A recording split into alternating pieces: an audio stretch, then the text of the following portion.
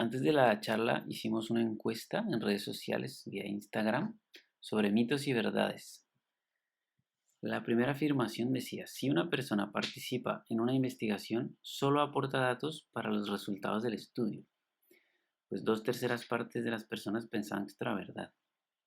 La segunda decía: la manera de medir resultados la definen los investigadores según su experiencia. El 86% de las personas pensaban que esto era cierto. La tercera afirmación dice: las personas solo pueden participar en estudios como sujetos de experimentación. Aquí de nuevo 2/3 de las personas pensaban que esto era cierto. Y la última decía: cualquier persona puede ayudar en el diseño de un proyecto de investigación. Aquí las opiniones estaban divididas a partes iguales, 50 mito, 50 verdad. Venga, vamos a empezar. Bienvenidos y bienvenidas y muchas gracias por venir, tanto los que estáis aquí online como aquí presencial, como los que nos siguen por las redes. Somos IRU, una asociación sin ánimo de lucro que pretende unir sociedad civil y ciencia para generar proyectos de investigación o preguntas que acaben produciendo proyectos de investigación. En este sentido y en esta serie de charlas y de mesas redondas que estamos realizando, vamos a comenzar con la siguiente, con la que nos atañe hoy, de participación ciudadana en investigación y resultados de investigación reportados por pacientes. Para ello te contamos con dos ponentes. La primera, Analía Sachs, que es antropóloga especialista en antropología de medicina y salud internacional, investigadora de la Fundación Canaria de Investigación Sanitaria, perteneciente a la Red de Investigación de Servicios Sanitarios en Enfermedades Crónicas y coordinadora de PIDE Salud, una web para promover la participación ciudadana en salud. Bueno, y aquí a mi izquierda, que será nuestro segundo ponente, tenemos a Alejandro Correa, doctor en Medicina por la Universidad Autónoma de Barcelona y ginecólogo actualmente trabajando en Estella y fundador de esta asociación, que nos hablará también un poco de su experiencia y de sus ideas. Así que nada, cuando queráis. Bien, pues Analia, te cedo la palabra para que empieces. Bueno, cómo no. Voy a compartir pantalla.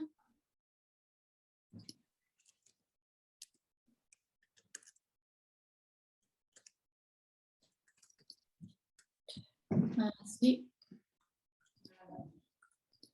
Bueno, buenas tardes a todos los presentes en los diferentes formatos. Es un gusto participar de este encuentro. Le agradezco la invitación a Iru y especialmente a Alejandro, que bueno, nos convocó al equipo de PIDE Salud para que podamos presentar esta experiencia de participación ciudadana en investigación sanitaria. Y bueno, posteriormente vamos a estar reflexionando conjuntamente sobre los resultados de investigación reportados por los pacientes. Así que bueno, a mí me gustaría empezar esta charla primero reflexionando un poco acerca de cómo conocemos los seres humanos. En principio podríamos decir que compartimos como especie y con otras especies una capacidad para conocer el mundo, el entorno que nos rodea, y básicamente lo hacemos a través de la experiencia corporal, a través de la exploración del entorno, la interacción con otros seres, con otras personas, y también a través de la imitación.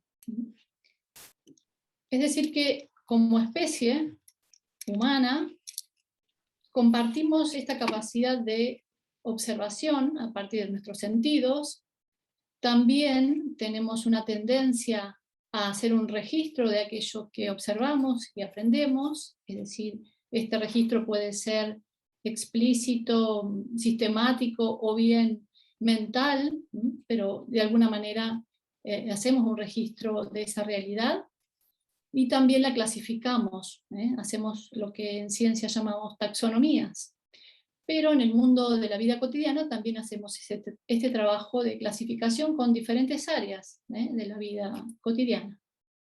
Y por supuesto también a partir de este proceso de observación, registro y clasificación, intentamos explicar el mundo, es decir, teorizar, ¿no? Dar respuesta, hacer conceptos. Esto lo hacemos de manera innata.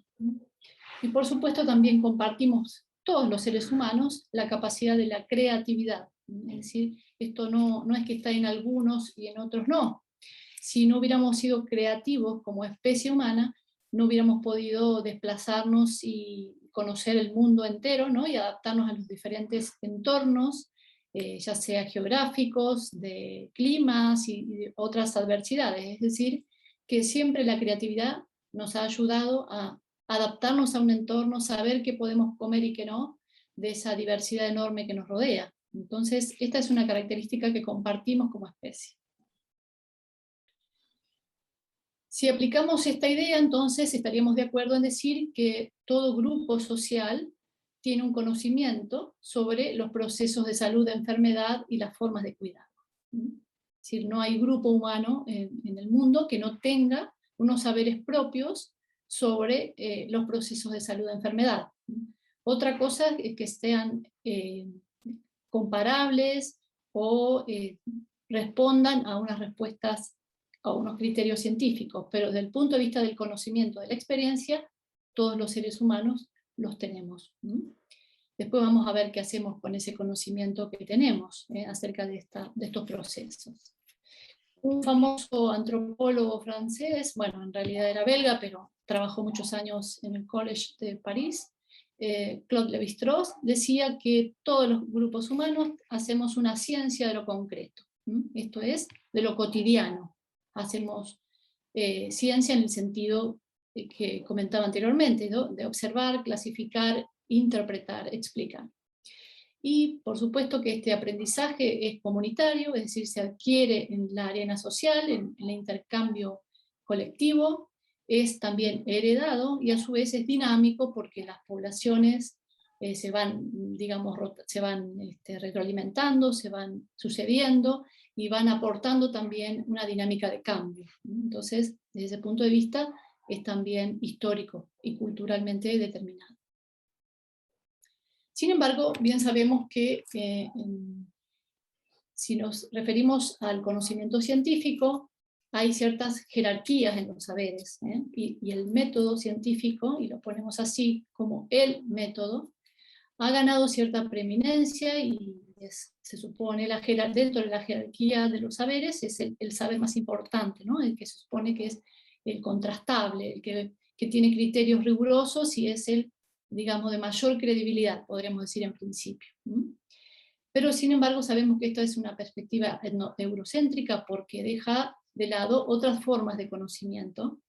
Pensemos no solamente en nuestros propios sistemas al interior de nuestras propias sociedades, sino también de otros horizontes, ¿no? Otras perspectivas que abordan los procesos de salud y enfermedad más conocidas, como algunas de las que conocemos en Oriente, ¿no? Es decir, otros sistemas de pensamiento y otros sistemas de clasificación del mundo y también, por lo tanto, otras formas de hacer ciencia.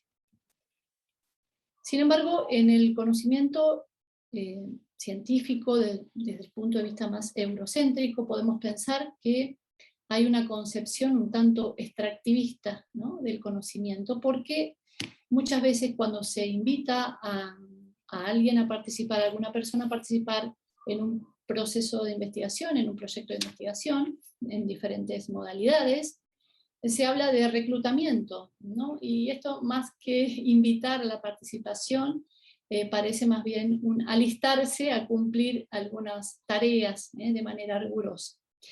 Bueno, es simplemente para que reflexionemos los términos que utilizamos para cuando convocamos a la participación, ¿no? Y también la idea de la concepción extractivista, decíamos, porque parece ser que lo único que conseguimos es conseguir o tratar de recuperar los datos que nos puede dar otra persona, ¿no? Ya sea de sus aspectos más clínicos o de sus cuestiones, digamos, de experiencia a través de una entrevista. A esta altura, entonces, podremos preguntarnos por qué la ciudadanía debe participar en una investigación, y yo los invito a pensar justamente la pregunta de manera contraria.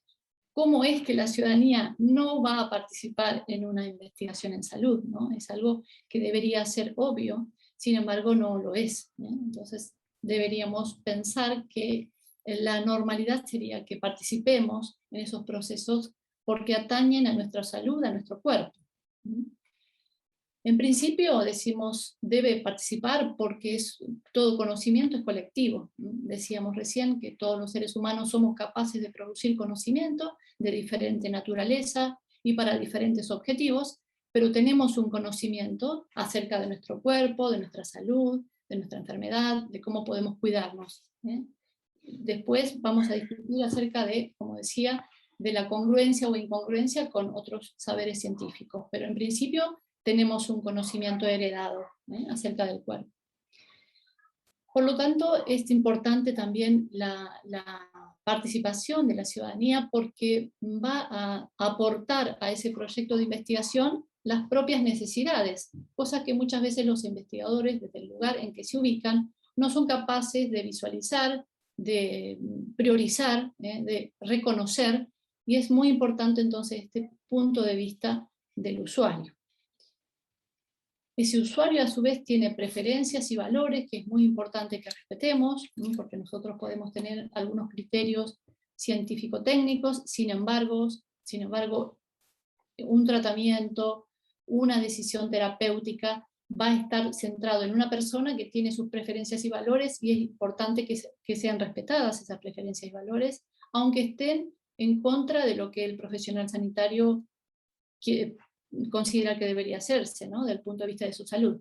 Sin embargo, estos aspectos éticos tienen que ser importantes, son importantes, digo, y deben ser incluidos en un proceso de investigación. También la participación ciudadana aporta a la toma de decisiones compartidas. Ya no es una jerarquía y un posicionamiento unilateral de un investigador o un profesional sanitario que toma las decisiones, sino que trabajamos en un contexto de toma de decisiones compartidas porque también el usuario aporta sus preocupaciones, sus necesidades, lo que veníamos diciendo, sus preferencias y valores. También implica que consideremos la visión desde la calidad de vida tal como la percibe el usuario. Ese es otro elemento entonces para justificar esta necesidad. Y finalmente podríamos decir que se trata de un ejercicio de ciudadanía, porque nos empodera, porque nos brinda autonomía y porque contribuye a la equidad, en la medida que incorporamos perspectivas de voces que pueden no ser siempre escuchadas, en la medida que también somos dueños de alguna manera y responsables de nuestra salud y queremos participar, porque somos capaces de identificar las incongruencias del sistema y demás. Entonces, esas son algunas de las razones, las más fundamentales, por las cuales es necesario entonces que la ciudadanía participe en estos proyectos de salud. Y finalmente, porque contribuyen a la transformación de la realidad, que es lo que queremos, ¿no? Son este marco de investigaciones en general que tienen muchas herramientas del campo de la investigación cualitativa, sobre todo la investigación participativa, lo que pretende es cambiar la realidad en la que estamos y por lo tanto transformarla, y tienen un fuerte impacto social. No viene solo ese impacto social, sino viene por nuestra participación. Entonces decimos que es un imperativo ético. ¿Qué quiere decir? Que es una obligación ética, que incluyamos a la ciudadanía en estos procesos de investigación. Y ya no hablamos solamente de participar, sino también de implicarlas, que pareciera, o el término intenta, ir un poco más allá de la mera participación para decir que hay un compromiso muy importante en lo que se va a decidir acerca de, por ejemplo, cómo vamos a abordar una problemática determinada de salud.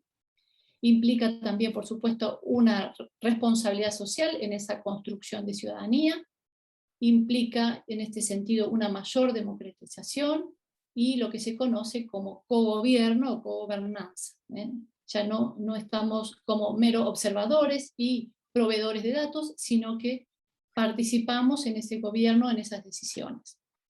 Entonces decimos que nos interesa hablar de la implicación en el campo de la investigación, porque es una asociación activa con quienes están formando o conformando un equipo de investigación.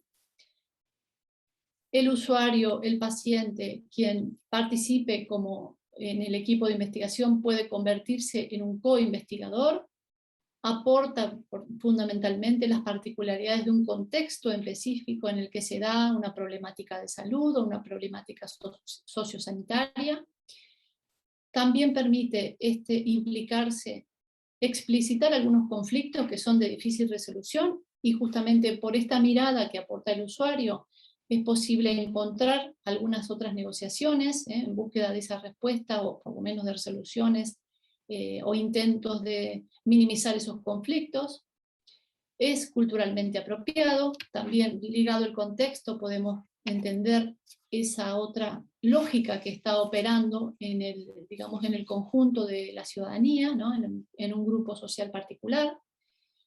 Y por supuesto, en este sentido, aumenta la calidad de los resultados en salud y también en la diseminación de los resultados de salud. Es decir, se expande justamente por la implicación de la ciudadanía, son más fácilmente diseminables. Bueno, igualmente importante es la organización de todo este proceso, que tratemos de alguna manera, esa jerarquía tratar de horizontalizarla, porque decimos que es un conocimiento mutuo, de conocimientos compartidos de parte de un equipo de investigación y de usuarios de un sistema de salud, por ejemplo, de un grupo de pacientes afectados por alguna enfermedad, o simplemente de ciudadanos que luchan por la reivindicación de sus derechos y de la inclusión de algunas prácticas o prestaciones de salud dentro del sistema de salud.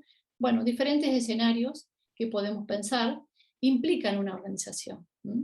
Estas organizaciones que tienen más experiencia que nosotros de otros entornos culturales, como el Involve del Reino Unido, o CORI de Estados Unidos, y en Canadá otro grupo que también trabaja con la implicación de la ciudadanía en la evaluación de tecnologías sanitarias.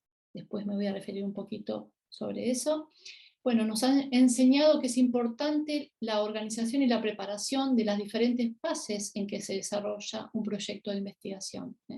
La preparación de los equipos, tanto de los ciudadanos o de los usuarios, como del equipo de investigación, en la fase de ejecución y la fase de traslación. En este sentido, respetamos procesos pautas y pasos del proceso metodológico, científico, y bueno, como decía, es un aprendizaje mutuo que requiere un ordenamiento, unas pautas claras de preparación, porque tenemos que vencer algunos prejuicios que hay de uno y otro lado acerca de qué conocimiento me va a aportar esa otra persona, y también de ejecución, porque vamos a tener un orden de tareas y pasos que vamos a respetar. Entonces es importante que esto quede claro también, ¿no? Que no significa que porque participe la ciudadanía dejemos de tener cierta rigurosidad, sino que vamos a ir aprendiendo de manera conjunta unos y otros las diferentes formas en que podemos organizar esa producción de conocimiento.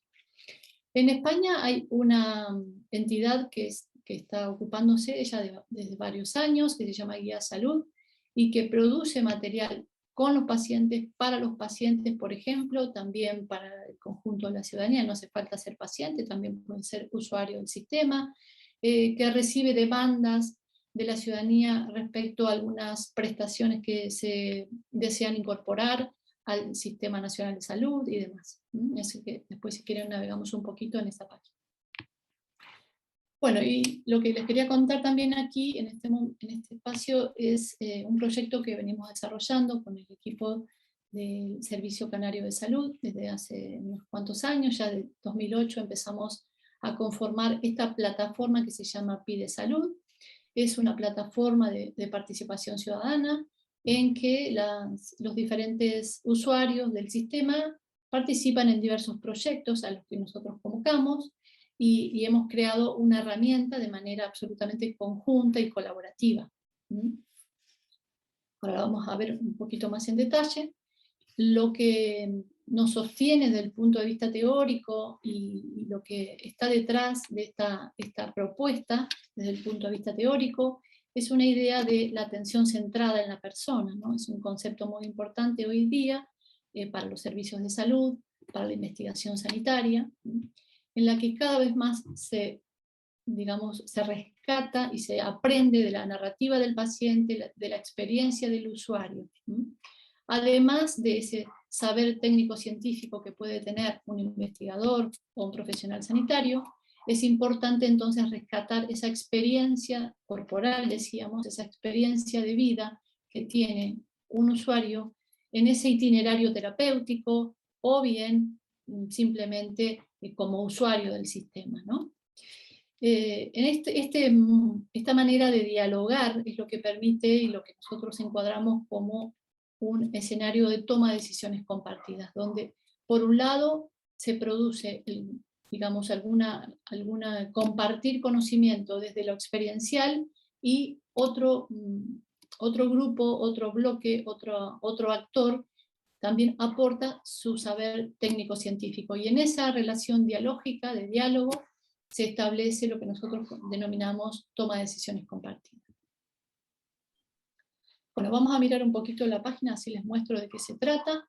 Como decía, es un proyecto colaborativo. Los pacientes y los usuarios, porque también son ciudadanos sin ninguna afectación de salud, que simplemente luchan por mejores condiciones de atención, participan en la elaboración de preguntas de investigación, participan en la elaboración del diseño de estudio, en la forma en que se recolectan los datos, análisis y también, sobre todo, en la presentación de resultados, que, como ustedes saben, muchas veces nosotros en la actividad científica presentamos los resultados en comunidades muy cerradas, que son las formas digamos, de nuestra socialización del conocimiento, como puede ser una publicación científica, y bueno, con estos recursos construidos con los usuarios, con los pacientes, presentamos los resultados de una manera mucho más accesible para el público en general, y para que realmente tengan un impacto en esa transformación social que decíamos queríamos lograr, ¿verdad? Entonces vamos a mirar un poquito aquí la página web.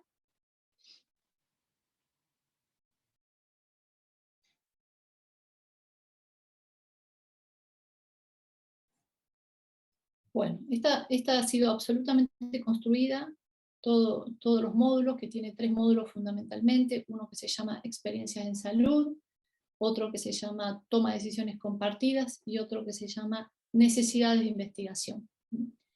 A partir de una primera experiencia que hicimos con personas afectadas por diabetes, bueno, continuamos en esta línea de trabajo porque fue muy, muy rico el proyecto, digamos, de aprender de las preocupaciones de estas personas, de cómo afrontaban la enfermedad, de los aspectos no atendidos por el sistema sanitario, incluso de las necesidades de investigación que ellos detectaban, porque realmente, conociendo tanto los servicios y su propia enfermedad, se volvían realmente expertos de esa enfermedad, el paciente experto, el famoso paciente experto, que se habla hoy en día. Y entonces, bueno, desarrollamos este módulo como una forma de poder empoderar a otras personas que puedan encontrar información fidedigna acerca de lo que les estaba afectando, con todas las temáticas que los propios pacientes que entrevistábamos consideraban relevantes y que no tenían un acceso más sencillo, ¿no? De un lenguaje coloquial, de un lenguaje de la experiencia, como ellos pretendían tener, y simplemente había mucha información científica desperdigada por allí, ¿no? Entonces nosotros tratamos de generar este recurso de la forma en que el propio usuario sentía que podía ser más accesible, útil, ¿no? Para afrontar la enfermedad, para saber cómo llevar las diferentes pautas de cuidado, y bueno, y justamente para poder comunicar a otros. Un paciente experto generalmente da la bienvenida a uno que se inicia, que debuta con la enfermedad y lo orienta de alguna manera. En estas situaciones de experiencia de enfermedad se da un diálogo muy empático entre quienes comparten una misma enfermedad, y realmente orientan, ayudan, porque el apoyo y la ayuda mutua es muy, muy importante en procesos crónicos como la diabetes tipo 2, ¿no? Bueno, este fue un primer módulo, después trabajamos también con personas afectadas con cáncer de mama. El último que desarrollamos tenía que ver con la preservación de la fertilidad en mujeres jóvenes afectadas con cáncer de mama. Bueno, y todos estos temas fueron siempre apareciendo por demanda de la propia ciudadanía, por aspectos que nosotros ya aprendimos a relevar y que sabemos que son como prioridades, ¿no? Entonces fuimos trabajando en esos aspectos. Otro de los módulos que les comentaba se denomina toma de decisiones compartidas, y aquí, a partir ya de todo ese proceso previo de investigación que tiene que ver con las experiencias de pacientes o de usuarios, se desarrollan distintas herramientas para ayudar a ese modelo de toma de decisiones compartidas, para contribuir a que cada vez más en la práctica clínica, es decir, el médico frente al paciente, la médica frente al paciente, pueda aprender también de esa experiencia corporal que trae el paciente y entablar una relación de mayor horizontalidad y aprendizaje mutuo. Entonces, en este módulo se crean herramientas que tienen que ver con la toma de decisiones. Ahora vamos a ver un pequeño ejemplo. ¿Voy bien con el tiempo? Sí, Analia, no te preocupes. Bueno. A ver si puedo encontrar aquí. 5 o 10 minutos si quieres. Perfecto. Les cuento un poquito de qué se trata. El módulo de toma de decisiones compartida tiene como finalidad promover el trabajo conjunto de pacientes y profesionales sanitarios a la hora de elegir entre varias opciones diagnósticas o terapéuticas sobre las que puede existir incertidumbre. Para esto se utilizan herramientas de ayuda para la toma de decisiones compartida, que pueden ser folletos, vídeos, programas interactivos en CD-ROM o web. Para elaborar estas herramientas en web, nuestro equipo realiza un proceso sistemático de investigación que cuenta con el apoyo de un comité científico de expertos sanitarios, evaluadores de servicios sanitarios, pacientes y familiares, que reunidos en grupos de discusión supervisan la calidad de los contenidos y la claridad con la que se presenta la información. El resultado final es una herramienta de ayuda en la que se expone la información más relevante sobre la enfermedad, los riesgos y beneficios de los tratamientos y ejercicios para identificar los valores y preferencias del paciente sobre la decisión a tomar. Bueno, como ustedes saben, hay decisiones terapéuticas que son difíciles a veces y el paciente tiene que valorar si asumir o no, encarar un tratamiento o no, y estas herramientas ayudan para que el profesional dé su punto de vista técnico-científico, su recomendación de tratamiento, pero que también se puedan valorar qué implica para el paciente asumir esos tratamientos, ¿no? Y ahí van entonces las necesidades, las experiencias y los valores de ese paciente. Bueno, ese también es un recurso que nosotros desarrollamos a partir de todo este proceso de investigación que empieza con las experiencias de salud. Y finalmente, otro de los módulos que desarrollamos, también con la participación ciudadana en este proceso, es la priorización de las necesidades de investigación. Esto también son procesos colaborativos de trabajo en que se hacen listados de temas que aparecen como prioritarios para la ciudadanía, y a través de una técnica de consenso que se llama método Delphi, arribamos a algunas prioridades, ¿no? Para poner el eje, el financiamiento, el tiempo, el esfuerzo en aquello que la ciudadanía considera prioritario. Entonces, son algunos ejemplos de, como decía, de participación ciudadana. Bueno, y les voy a contar un poquito más sobre el módulo de experiencias. También trabajamos con experiencias de personas afectadas con cáncer de mama. Digo porque estamos trabajando temas de salud de la mujer, ustedes están con este tema de salud de la mujer, así que me voy a detener un poquito aquí para contarles cómo es este proceso.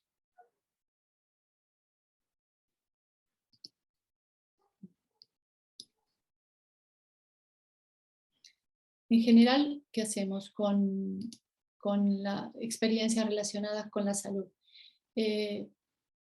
Participan las asociaciones de pacientes, vamos convocando para conformar un comité científico, ¿no? Sobre si ya ha sido, digamos, identificado como una prioridad la temática en general. Después, dentro, por ejemplo, del cáncer de mama, tratamos de investigar conjuntamente y desarrollar un proyecto sobre estas cuestiones que son prioritarias dentro de la problemática del cáncer de mama, ¿no?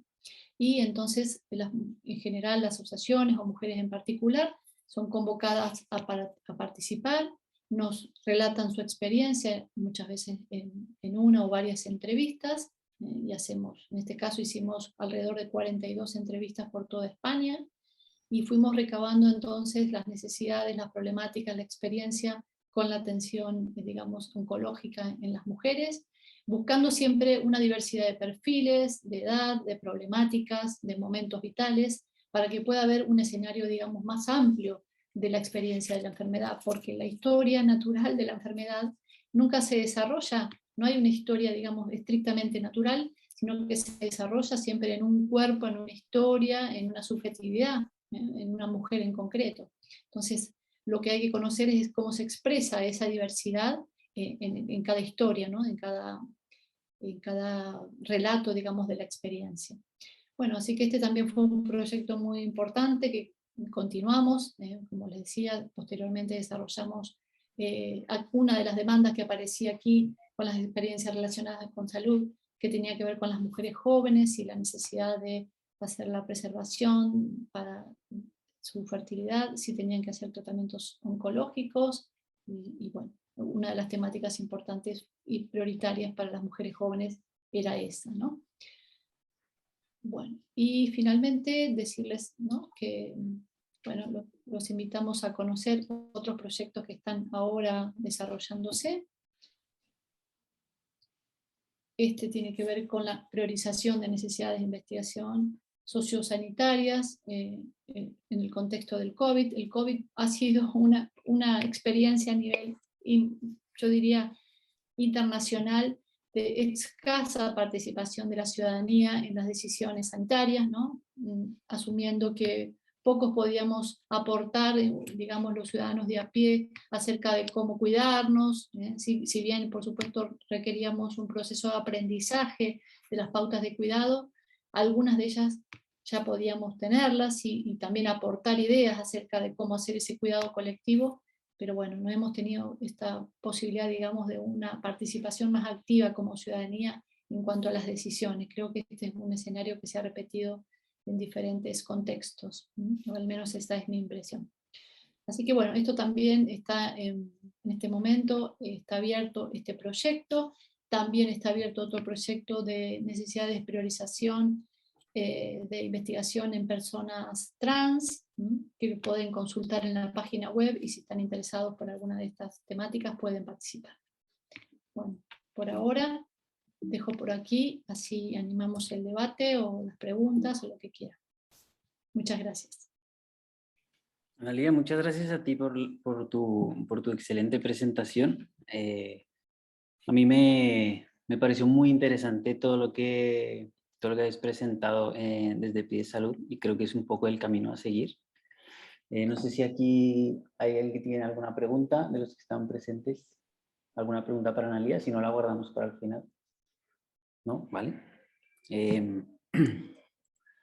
Voy a ver si, bueno, creo que en las personas que están online, creo que no hay ninguna pregunta. Pueden hacer las preguntas por escrito si quieren.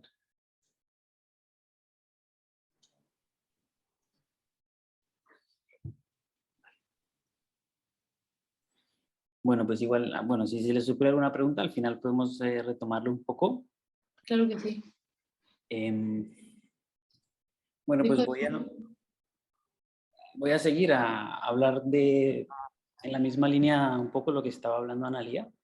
Un poco desde mi perspectiva como médico y desde la experiencia que tengo en salud de la mujer. Bueno, antes de empezar, quería hacer una pequeña mención que siempre hacemos los médicos cuando damos alguna presentación sobre cualquier tema, y es el conflicto de intereses, que habla un poco sobre los sesgos que podemos tener o los sesgos que pueden influenciar lo que vamos a decir. Yo declaro estos conflictos de intereses, no tengo actualmente ninguna relación con la industria farmacéutica.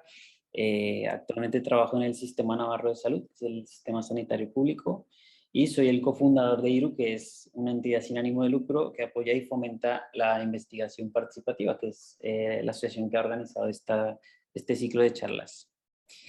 Y bueno, para empezar, quería contarles un poco, desde un punto de vista general, que los hombres, los humanos, siempre nos hemos creído que estamos en el centro del universo. Esto siempre ha sido un poco una creencia que tenemos. Y esa foto que ven ahí en realidad no es una foto del universo, es una foto de la Vía Láctea, que es nuestra galaxia. Y siempre ha sido así, siempre hemos creído que estamos en el centro, pero la verdad no es esa. Si esa foto es de la Vía Láctea, pues aproximadamente nosotros estamos ahí, bastante lejos del centro.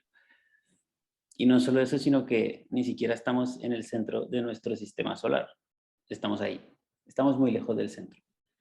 Pero lo que sí está claro es que cuando hablamos de salud, las personas y pacientes sí que están en el centro y deberían estar en el centro.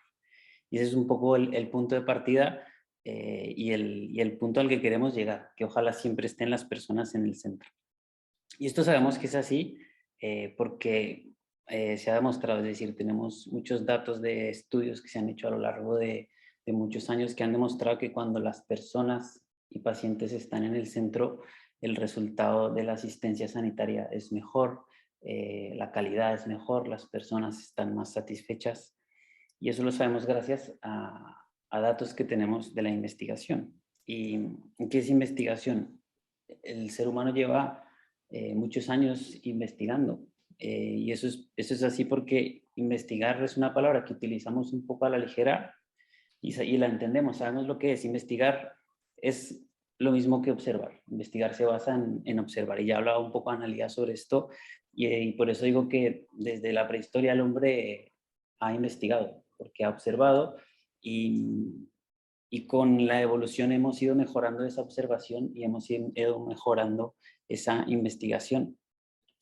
Y eso nos ha permitido generar una gran cantidad de conocimiento que aunque lo hemos hecho siempre en la historia, más o menos en la antigüedad, con Aristóteles y unos grandes pensadores, pues se empezó a organizar un poco más la forma de observar y de investigar y se empezó a describir un poco lo que era el método científico, que también mencionó Analía. Y el método científico simplemente es una serie de pasos que siguen, que parten de la observación. Se hace una observación, de ahí se genera una pregunta, algo que queremos conocer, una pregunta que queremos contestar.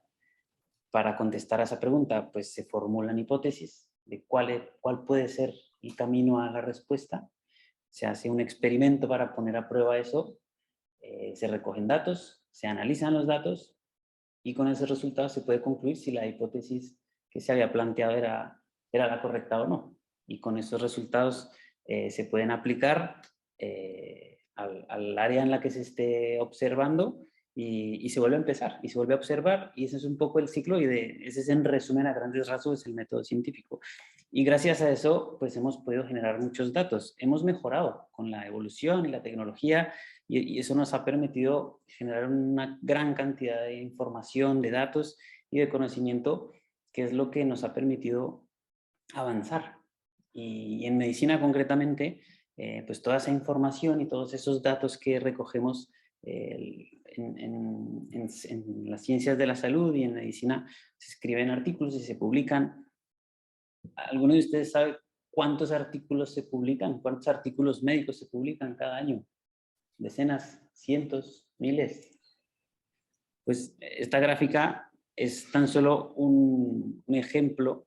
Estos son datos de los Estados Unidos del 2020 y desde los años 90 hasta el 2020. Fíjense que en los años 90 ya había casi 300, 400 mil artículos por año y progresivamente ha ido subiendo con el tiempo y llegamos al año 2020. El año pasado se publicaron casi 2 artículos por minuto. Eso es para que se haga una idea de la cantidad de información que está produciendo el ser humano con esta investigación. Esto es solo en medicina, solo con datos de los Estados Unidos. Es para que se hagan un poco una idea de lo desbordado que es de la cantidad de información que se está produciendo. Y entonces los investigadores, los científicos están en esa carrera y en esa máquina de producir información y de investigar y de observar. Y entonces ahí es cuando yo paro y pregunto, ¿y dónde están las personas y los pacientes o las pacientes en todo ese proceso? ¿Dónde están? Yo creo que hay tres cosas claves para poder progresar y avanzar en la salud. Ya hemos visto pues que la investigación científica, y ya lo hablaba Analia, es lo que nos permite avanzar y mejorar ciertas cosas. Eso nos permite tener a nosotros evidencia de cómo deberíamos hacer las cosas, y por eso existe hoy en día la medicina basada en la evidencia, que es una forma de aplicar todos esos resultados de la investigación a la práctica, a la asistencia sanitaria, que es lo que hacemos. ¿Y será que la tercera clave son las personas? Deberíamos incluir las voces de las personas, ya lo dijo Analia, pues por supuesto que sí, y era lo que yo les decía, las personas deberían estar en el centro, y no solo en el centro de la salud, que hablaba Analia también, sino también en el centro de la investigación.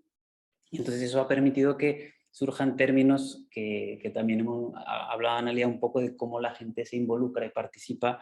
Hoy en día se habla del empoderamiento de la salud, que las personas se apoderen y se apropien de su propia salud, en esa toma de decisiones compartida tan compleja que comentaba Analia también. La participación, que veremos que se puede hacer de diferentes formas. Y parece que es una palabra incorrecta, pero existe, la he buscado en el diccionario, existe la palabra involucramiento, y es el hecho de que las personas se involucren de una forma mucho más profunda en este aspecto, en la salud y en la investigación, que es lo que hace avanzar la salud. Y siempre hablamos de salud, salud, salud. ¿Qué es salud? Y parece un término sencillo, como decía, la investigación, pues sí, investigación, la gente entiende. Pero hay una cosa muy importante, y es que la definición de salud es un estado completo de bienestar físico, mental y social, que a veces se nos olvida, pero esto es una definición que tiene más de 60 años. Esto lo firmaron más de 60 países en la Organización Mundial de la Salud y no ha cambiado desde el año 48. Porque es una decisión, o sea, es una definición bastante acertada. No es solo la ausencia de enfermedad. Y no nos podemos olvidar de ese aspecto mental y social que hace parte de la salud. No es solo una cuestión física. Entonces hemos dicho que si hacemos mejor investigación, podemos tener mejor salud. Y pues sí, es lógico, parece simple, pero si lo miramos con más detalle, es un ciclo. Y ya hablamos que la investigación produce datos gracias a la observación, y esos datos nos permiten tener evidencia científica de cómo hacer las cosas, y eso nos va a hacer aplicarlos y hacer las cosas de una determinada forma por el bien de la salud de las personas. Es decir, son las personas las que se van a beneficiar en últimas de esa investigación. Y como muy bien lo decía Analia, pues ellas mismas, las personas, son las que nos tienen que decir si vamos bien o no vamos bien. Y así se cierra el círculo para volver a observar, volver a investigar y seguir el camino para mejorar. Y un poco siguiendo sobre la línea de lo que mencionaba antes Analia, de cómo ella ya habló un poco de cómo pueden participar las personas, de qué maneras, y yo lo dividía un poco en, es clave porque pueden participar siempre. Pueden participar antes, que Analia ya lo decía, durante el diseño y cómo se van a diseñar esos proyectos de investigación, durante el proyecto de investigación, es decir, que es lo que clásicamente siempre se ha hecho, y es, pues claro, es como la gente entiende la participación. Yo participo como sujeto de experimentación para un estudio, eso es lo que más se entiende como participación. Eso es durante, pero también se puede participar durante recogiendo datos, como paciente, como persona. Y después, que también lo menciona Analia, pues con la difusión de esos resultados, para divulgar los resultados y que pueda llegar a más personas.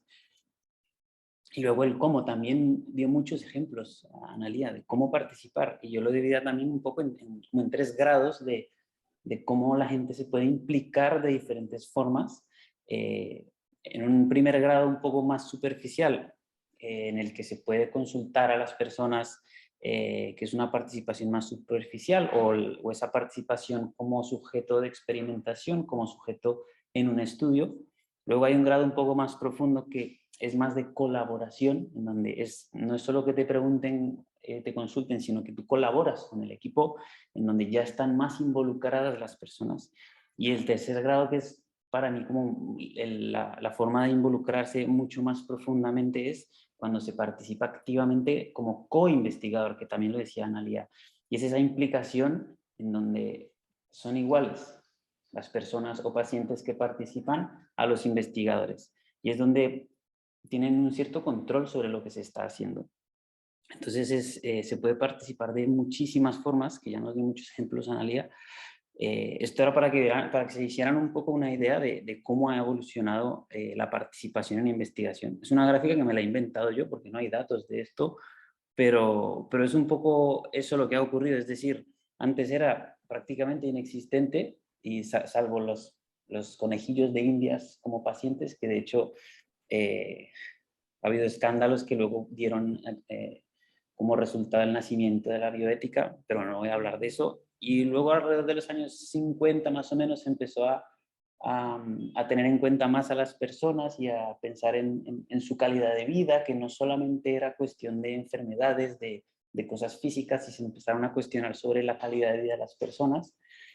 Y así fue creciendo poco a poco, y luego hacia los años 80, 90 aumentó muchísimo. A partir de los años 90 hubo como una explosión, un boom de interés por la calidad de vida de las personas, porque estaba un poco en ese sentido. Y recuerda esa definición que hablábamos de salud, que no es solamente ausencia de enfermedad, sino que tiene parte de un bienestar mental, social. Y seguimos avanzando y cada vez más hay interés, y ya lo demostró un poco Analia también con su experiencia y con otras redes y grupos que están trabajando en ese sentido. Y ahí vamos. Y ya por último os quería hablar un poco sobre, siempre hablo de PRO porque son siglas en inglés que significa Patient Reported Outcomes. Y como es complicado decir, yo siempre hablo de PRO. Y cuando le dije a una amiga que iba a dar una charla sobre los perreo, me dijo: ¿y tú quién eres para hablar sobre el perreo? Que a ti no te gusta el reggaetón, pero no es el perreo, son los perreo, que son los resultados reportados por pacientes. Y esos resultados pues son los resultados de la investigación, de las observaciones. Entonces, ¿qué son los resultados reportados por pacientes? ¿Qué es un perreo? Pues esta es una definición bastante acertada, y es cualquier informe del estado de salud de una persona que viene directamente de esa persona, sin interpretación de la respuesta de la persona por parte de un médico o cualquier otra persona. Es decir, es información que viene directa del paciente sin ser interpretada de ninguna forma. Entonces, esos resultados pues hay que crearlos, hay que diseñarlos. Entonces, hay que tener en cuenta diferentes cosas. Primero, el qué vamos a medir, ¿no? Porque imagínense, vamos a hacer una investigación, vamos a evaluar una enfermedad o un tratamiento, y vamos a observar. ¿Qué vamos a observar? Pueden ser síntomas, puede ser el estado funcional, es decir, la capacidad de una persona para hacer determinadas actividades, como por ejemplo vestirse. La gente que tiene demencia o Alzheimer, si es muy grave, no se pueden vestir, y eso se puede evaluar. Síntomas, puede ser cualquier síntoma, dolor, o percepciones de salud. Por ejemplo, una persona puede sentir: yo me enfermo más que las personas que están a mi alrededor. Eso es una percepción de salud, eso se puede medir también. La calidad de vida, que fue un poco lo que despertó este interés por los resultados de la investigación, que no solo eran de las enfermedades, y la calidad de vida se puede medir también de diferentes formas. La satisfacción, por ejemplo, de una persona con la atención en salud, y la resiliencia, que es algo que todo el mundo aprendió con la pandemia, y es esa capacidad de hacer frente a la adversidad. Luego, ¿a quién le vamos a medir o a preguntar estas cosas? Pues puede ser a la población en general, pero también podemos hacerlo a un grupo determinado de personas, y se puede diferenciar por edad, por género, por una enfermedad en concreto, por un síntoma en concreto, o incluso puede haber cosas diversas como la cultura, que eso es muy importante a la hora de preguntar y de observar o de medir los resultados de una investigación. Y luego el cómo son términos más complejos, pero para que entiendan de forma sencilla, hay unos que se pueden medir directamente. Por ejemplo, el dolor, pues el dolor se puede medir en una escala con números. Y luego hay otro que, por ejemplo, el econométrico, pues son ya cosas más globales, teniendo en cuenta diferentes aspectos. Por ejemplo, para mirar la calidad de vida se pueden mirar diferentes aspectos como más globales. Pero bueno, en definitiva hay diferentes formas de medir eso. ¿no? El clinimétrico, pues ese clini viene de la práctica clínica, que son cosas como más prácticas. Por ejemplo, pues una forma de medir de esa manera es, pues voy a mirar si estoy haciendo una investigación sobre un tratamiento y voy a ver si los pacientes vienen menos a la consulta. Eso, por ejemplo, es una forma de medir en ese aspecto. Entonces se pueden medir muchas cosas a diferentes personas y de diferentes maneras. ¿Y cuáles son los beneficios de utilizar estas mediciones, estos PROs, estos resultados reportados directamente por las personas? Pues si lo utilizamos a nivel asistencial, que se pueden utilizar, pues esto nos permite detectar problemas que de otra forma pasan inadvertidos. También nos puede permitir evaluar la evolución de una enfermedad determinada o el impacto de un tratamiento en una enfermedad. Además, facilita la comunicación del médico con el paciente, que también lo mencionó Analia antes. También mejora la satisfacción de los pacientes y la adherencia a los tratamientos, el cumplimiento de los tratamientos. Y también nos sirve para evaluar la calidad de la atención. Y todo esto es cuando lo utilizamos en la práctica diaria. Y si lo usamos en la investigación, que era lo que estábamos hablando hoy, pues también tiene un montón de beneficios. Nos permite tener nuevas perspectivas sobre hacia dónde va la investigación. Esto también lo ha hablado un poco Analia y ya lo hemos dicho varias veces, mejor investigación, eso es lo que hace avanzar la salud, con lo cual vamos a tener mejor salud. Y ya hoy en día es un estándar de calidad en muchos lugares, que también lo había comentado Analia, hay experiencia y hay países que están mucho más avanzados en este aspecto. Ya la OMS recomienda formalmente, tiene unas guías para aplicar este concepto de resultados directos por los pacientes y de informar las cosas a nivel asistencial en la práctica diaria. Ya lo recomienda la OMS, hay unas guías. Y a nivel de investigación, pues hay países que están más avanzados que nosotros. En el Reino Unido tienen ese sistema integrado al sistema sanitario público. En Holanda también tienen un sistema bastante robusto y en los Estados Unidos pues también lo tienen bastante organizado. En salud de la mujer, que es en donde nosotros tenemos más experiencia, donde trabajamos más, pues tal vez es donde menos hay. Pero bueno, la verdad es que ya lo dijo Analia también, esto es algo que, aunque ha empezado hace bastantes años, pues todavía queda muchísimo por avanzar y por recorrer. Y en salud de la mujer, la verdad es que salvo algunas enfermedades en concreto como la endometriosis o problemas del suelo pélvico, de incontinencia, no hay muchas formas de medir esos resultados reportados por los pacientes. Entonces hay que avanzar, hay que avanzar un poco más en esa área. Hay una página web, que esto es un servicio en Estados Unidos, que se llama Promise, que me gusta el nombre porque es como una promesa, que es muy prometedor, y es eso, tienen un sistema muy, muy robusto en donde tienen diferentes herramientas para crear formas de medir esos resultados directamente por los pacientes en diferentes aspectos, lo que les comentaba de cómo, a quién, qué tipo de medida, todo eso está muy bien integrado en esa página y bueno, hay que seguir avanzando en ese sentido. Y aquí en España, no solo en términos de resultados, sino también de participación en investigación sanitaria, pues también hay algunas entidades que están trabajando en ese aspecto, pero como dijo Analia, pues hay que avanzar más, hay que seguir incluyendo cada vez más a las personas, tanto a nivel asistencial como a nivel de investigación, y creo que es un poco el camino que deberíamos seguir. Y bueno, no me quiero extender más, así que lo voy a dejar aquí. Muchas gracias por la atención. Si tienen alguna pregunta para Analia o a cualquiera de los dos.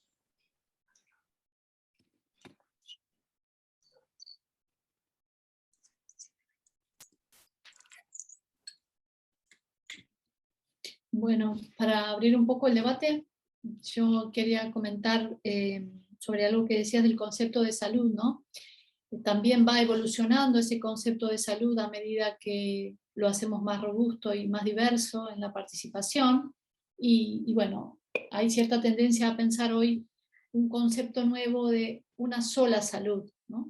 Porque muchas veces con esta visión que correctamente tú decías, ¿no? De la salud física, la salud mental, la salud, digamos, o el espacio de socialización como 3 componentes fundamentales de la salud, ¿no? Muchas veces con esta mirada, este abordaje, se hacen como investigaciones poco integradas, poco articuladas, ¿no? Entonces están como compartimentos estancos, aunque no sea la mirada del concepto, y entonces se hace salud mental, salud física, como instancias separadas. Entonces hay cierta tendencia a pensar que debemos justamente volver a redefinir ese concepto de salud y decir, bueno, es una sola salud. Es el cuidado del medio ambiente, es el cuidado de nuestra vida comunitaria, es el cuidado de nuestra salud mental en esa vida comunitaria, es el cuidado de nuestro cuerpo, ¿no? Con esta dimensión ambiental que siempre ha estado presente, pero como un eje, y retomando un poco el inicio de tu presentación, descentrando al humano como, digamos, como especie hegemónica por sobre las demás, ¿no? En ese sentido. Digamos, si no cuidamos a las otras especies, a las diversidades de todas las otras formas de vida, también nos estamos dañando a nosotros mismos. Entonces, bueno, hay un poco esta puja por imponer este nuevo concepto, digamos. Es verdad, es verdad.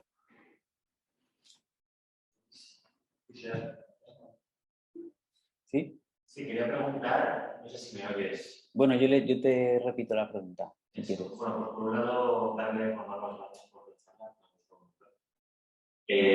Primero, una pequeña reflexión acerca del concepto de salud de la OMS, que me parece interesante que hable de cómo es completo estado de salud física, emocional, psicológica y social, como si tuviésemos que estar en ese perfecto estado, como si la salud solo fuera estar en ese perfecto estado de forma constante, como si nos incluyera dentro de esa concepto de salud opciones en la parte psicológica, social o física, y que eso mismo pueda considerarse salud.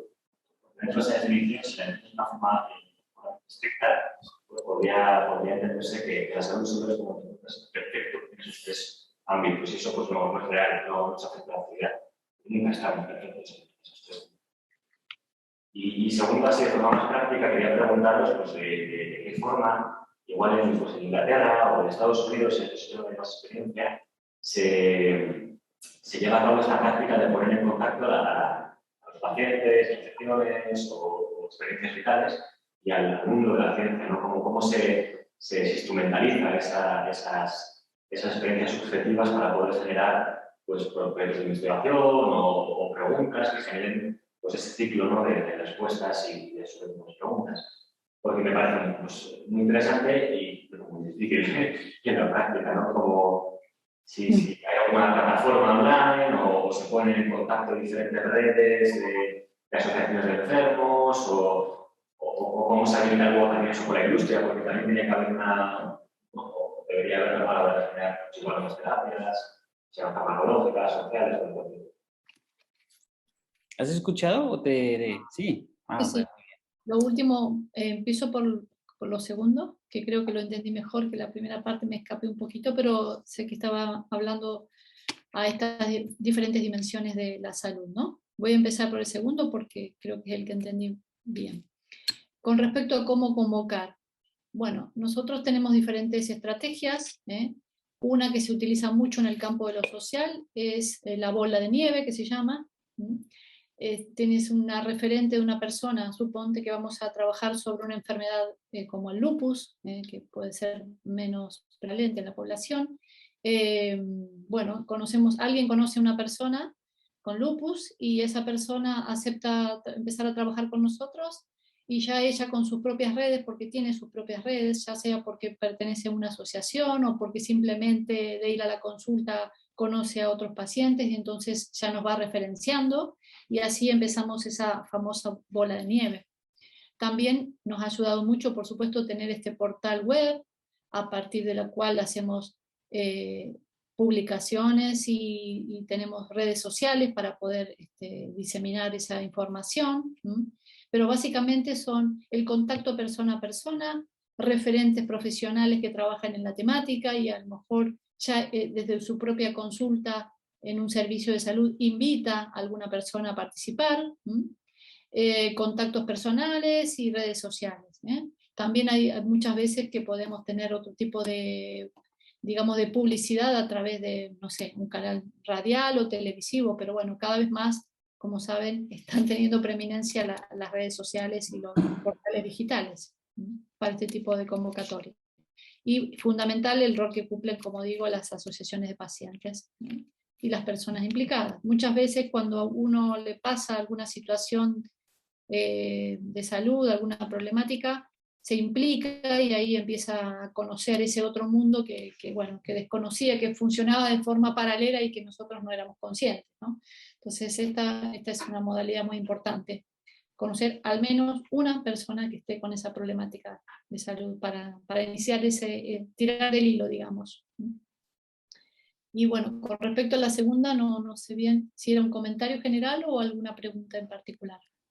Sí, era un comentario más que hacía el compañero, y decía que la definición que os he enseñado de salud de la Organización Mundial de la Salud, claro, es una definición que hicieron hace 60 años, y lo que decía él era que parece como si esa definición fuera que salud solo es estar siempre bien, ¿no? Porque hablaba de un bienestar completo a nivel físico, mental, social, como que no tiene en cuenta una posible variación que puede haber en los seres humanos, en los que por momentos no estás tan bien a nivel social o mental o físico, y no por eso no estás gozando de buena salud. Entonces, como que era una observación que esa definición no tiene en cuenta esa variación natural que puede haber en el ser humano, sin significar no tener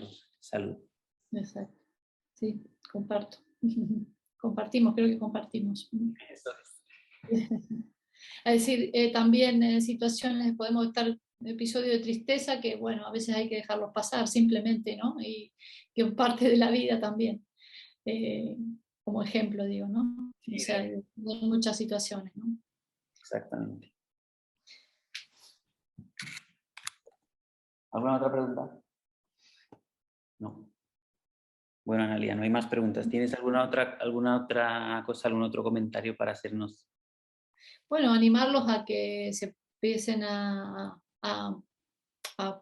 proclamar si hay personas que no están específicamente en el entorno sanitario, digamos, y que vinieron por alguna inquietud, que se empiecen a implicar, a averiguar, a proponer estas plataformas. Aprovechemos las instancias también o deliberativas o de preelectorales para poder poner esto en agenda. Me parece que son momentos en que uno debe, porque como digo, muchas veces estamos ajenos hasta que nos pasa algo, y la verdad que no deberíamos esperar a estas circunstancias, sino porque simplemente queremos construir un sistema de salud que nos represente a todos y que, bueno, que sea más equitativo, ¿no? O que simplemente eso, sean más transparentes en qué se destina la investigación. Tú decías esta ingente cantidad de publicaciones que muchas veces evidentemente no se puede estar al día de toda esa cantidad de información, y además mucha es de pobre calidad porque se produce cantidad, no siempre calidad.